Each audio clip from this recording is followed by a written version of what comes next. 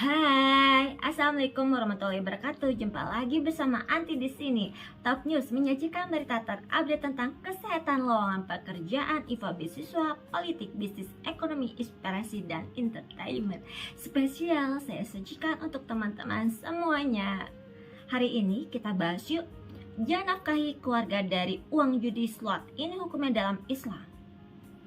Dilansir Kementerian Komunikasi dan Informatika Kemenkominfo berdasarkan laporan Pusat Pelaporan dan Analis Transaksi Keuangan atau PPATK memaparkan total transaksi judi online di Indonesia diperkirakan mencapai 200 triliun. Sementara kerugian dari judi online ditaksir mencapai 27 triliun per tahunnya. Total perputaran uang untuk judi online tersebut berdasarkan catatan PPATK pada periode 2017 sampai 2022. Perputaran itu melibatkan 887 jaringan bandar judi online. Dalam dunia maya terdapat banyak aplikasi judi slot yang menggoda sebagian orang dengan potensi keuntungan besar dari praktik perjudian online ini. Namun jika seseorang benar-benar memperoleh hasil atau keuntungan dari perjudian slot dan ingin menggunakannya untuk menafkahi keluarga, berikut adalah penjelasan hukumnya menurut Islam.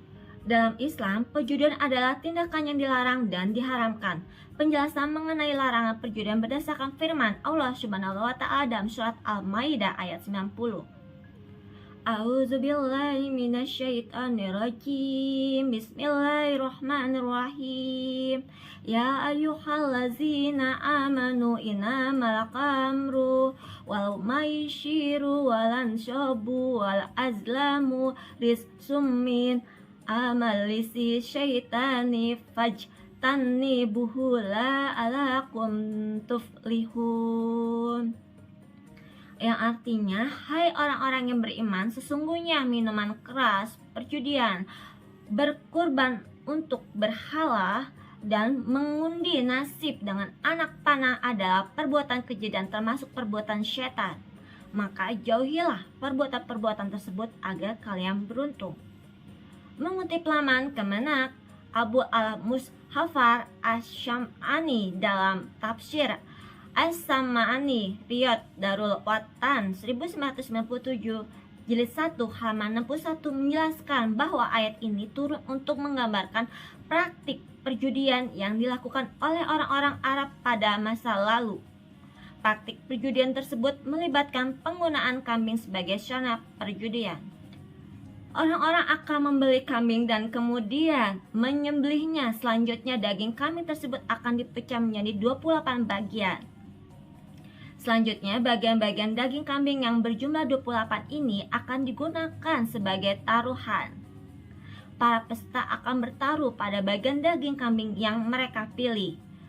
Bagian daging kambing yang berhasil memenangkan taruhan akan menjadi milik orang yang bertaruh pada bagian tersebut.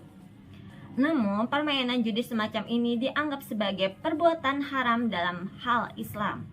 Hal ini disebabkan karena perjudian masuk dalam kategori gharar, yaitu transaksi yang melibatkan unsur ketidakpastian. Abu Mushafar menjelaskan. Asma'i berkata, perjudian mereka melibatkan seekor hewan ternak, di mana mereka membeli hewan ternak dan menyembelihnya, kemudian membaginya menjadi 28 bagian. Mengenai hukum seseorang istri, anak, dan anggota keluarga lainnya yang mengonsumsi makanan yang diperoleh dari hasil judi yang diberikan oleh suami atau ayahnya, Kiai Haji M. Syafi'i Hatjami dalam bukunya yang berjudul 100 Masalah Agama jilid 3 halaman 286 menjelaskan bahwa jika mereka mengetahui bahwa makanan yang dikonsumsi berasal dari sesuatu yang diharamkan oleh Allah dan Rasulullah, maka tindakan tersebut wajib ditinggalkan, yang berarti makanan tersebut sebaiknya tidak dikonsumsi. Hal ini disebabkan karena jika sesuatu yang diharamkan dan diketahui berasal dari sumber yang haram dikonsumsi, maka di akhirat seseorang akan dimintai pertanggungjawaban atas perbuatannya.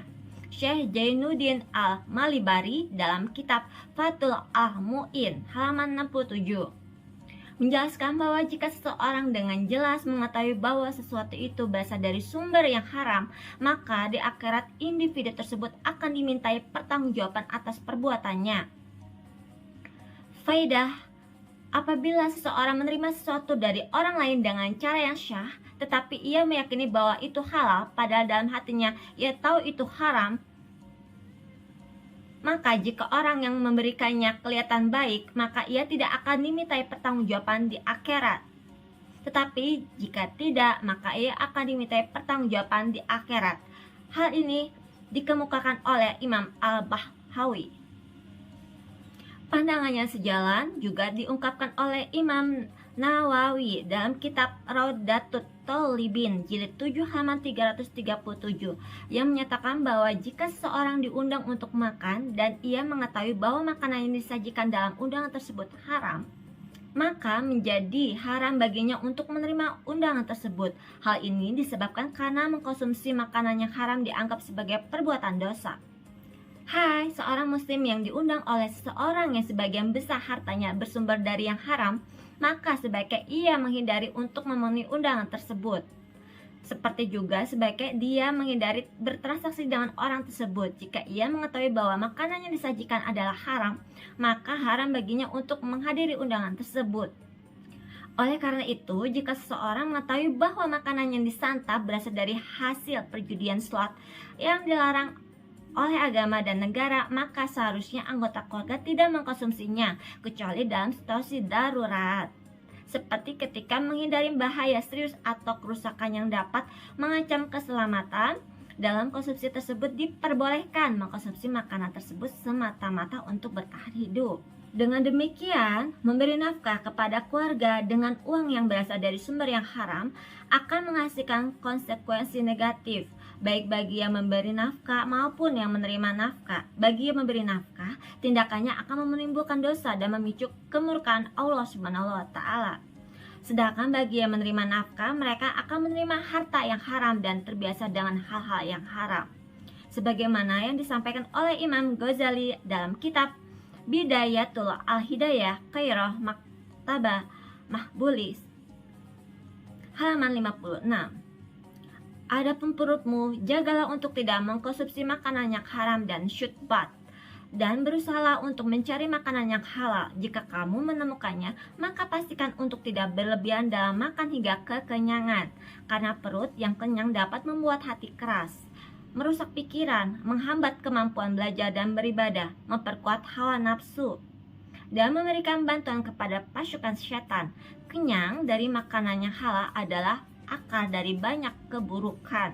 Lantas bagaimana dengan yang haram? Mencari makanan yang halal adalah kewajiban setiap muslim, dan beribadah dengan memakan yang haram ibarat membangun di atas pasir. Demikian informasi jangan nafkahi keluarga dari uang judi slot. Ya, itu sangat haram sekali teman-teman. Teman-teman jangan bosan juga ya nonton next video lainnya. Akhir kata, wabillahi taufiq hidayah. Wassalamualaikum warahmatullahi wabarakatuh. Bye, jumpa lagi di next video lainnya ya. Jangan bosan-bosan berkunjung.